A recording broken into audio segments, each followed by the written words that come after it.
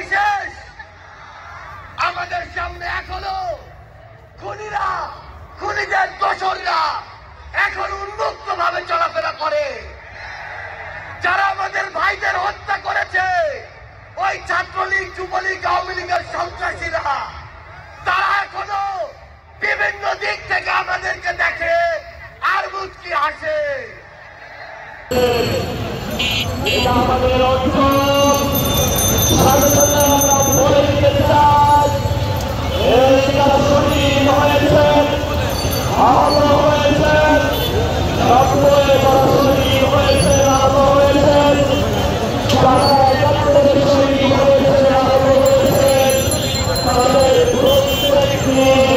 ভাইদের রক্তের বিচার না করতে পারি, আমরা কখনো নিজেদেরকে মাফ করতে পারবো না।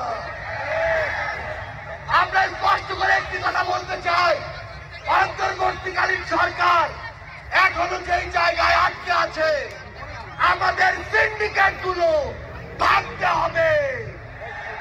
এখনো কেন আমরা শুনবো এক হাত থেকে আরেক হাতে সিন্ডিকেট দিয়েছে? তাহলে আপনারা আপনাদের জায়গা থেকে কি অ্যাকশন নিচ্ছেন? এক হাত থেকে যদি আরেক হতে হবে কিনা আমরা অবিলম্বে অন্তর্বর্তীকালীন সরকারকে একটি আহ্বান জানাতে চাই। আমরা যদি আমাদের এই শহীদ ভাইদের রক্তের বিচার না করতে পারি, আমরা কখনো নিজেদেরকে মাফ করতে পারবো না। গুরুত্বপূর্ণ পররাষ্ট্রতে নীতিতে যাবে, কিন্তু করবো না।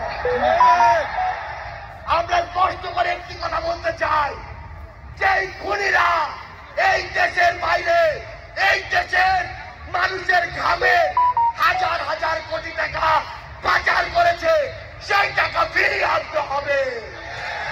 আমরা স্পষ্ট করে বলতে চাই, ওই গোপালগঞ্জে যেই খুনির দোসররা এখনো ঘাটতি বেড়ে আছে, তাদেরকে আইনের আওতায় বিচার করতে হবে।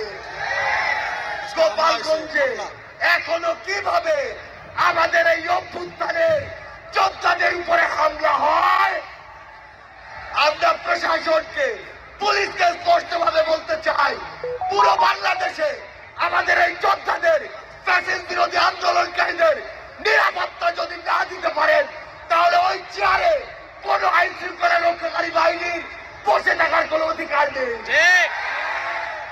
আমরা স্পষ্ট করে শুধু একটি কথাই বলতে চাই, আমরা এই অন্তর্বর্তীকালীন সরকারের কাছে আমরা এই গণহত্যার বিচার চাই।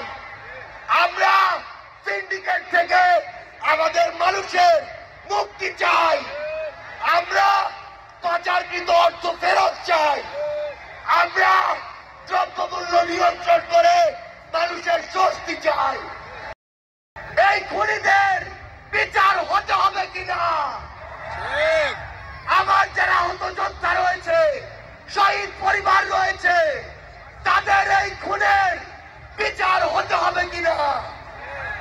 আমরা অবিলম্বে অন্তর্বর্তীকালীন সরকারকে একটি আহ্বান জানাতে চাই, আমরা যদি আমাদের এই শহীদ